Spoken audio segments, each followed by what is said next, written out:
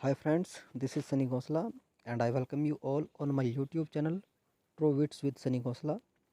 Friends, today we will discuss the poem A Slumber Did My Spirit Seal। और दोस्तों ये जो poem है ये विलियम वर्ड्सवर्थ के द्वारा लिखी गई एक पोएम है जिसे उन्होंने अपनी लूसी पोएम्स में लिखा था। ये जो पोएम है a slumber did my spirit seal, ये उनकी जो लूसी पोएम्स थी उनका ही एक हिस्सा है और उन्हीं में से एक पोएम है। तो चलिए दोस्तों, आज हम इस पोएम को डिस्कस करते हैं लाइन बाय लाइन। और इस पोएम को डिस्कस करने से पहले हम इसके बारे में जो इम्पोर्टेंट नोट हैं उन्हें देख लेते हैं और उन्हें समझ लेते हैं। A slumber did my spirit seal is a poem written by William Wordsworth. यानी कि जो ये पोएम है a slumber did my spirit seal, ये एक पोएम है जिसे विलियम वर्ड्सवर्थ ने लिखा था इन 1798 1798 ईस्वी में, and it was published in Lyrical Ballads second edition in 1800। और इसको उन्होंने अपने लिरिकल बैलेड्स के दूसरे एडिशन में 1800 ईस्वी में पब्लिश करवाया। यानी कि जो उनका एक पोएटिक कलेक्शन था लिरिकल बैलेड्स, उसमें उन्होंने इसे इसके दूसरे जो प्रकाशन हुआ था उसमें 1800 ईस्वी में उसमें इन्होंने इसे प्रकाशित करवाया था।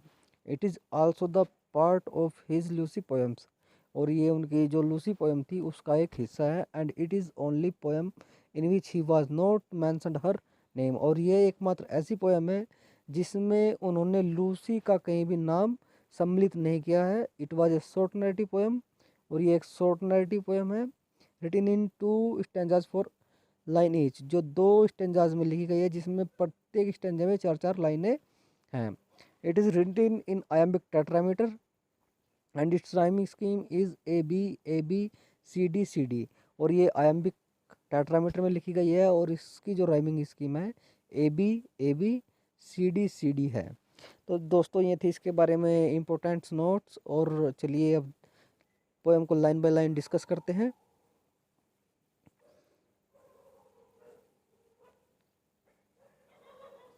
फर्स्ट स्टैंजा है दोस्तों पोएम का, a slumber did my spirit seal. Slumber का मीन्स जो यहाँ पर है उससे बोलते हैं स्लीप, यानी कि नींद।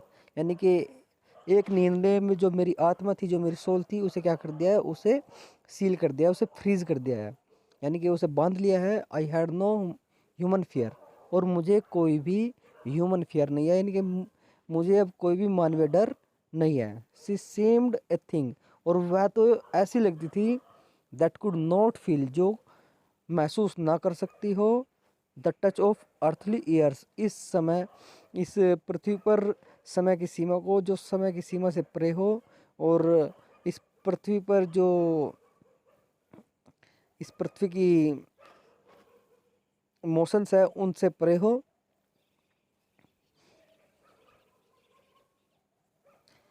No motion has she now, no force, no force. तो दोस्तों यहाँ कहते हैं विलियम वर्ड्सवर्थ साहब कि अब उसमें कोई हलचल नहीं है और ना ही उसमें कोई जान है।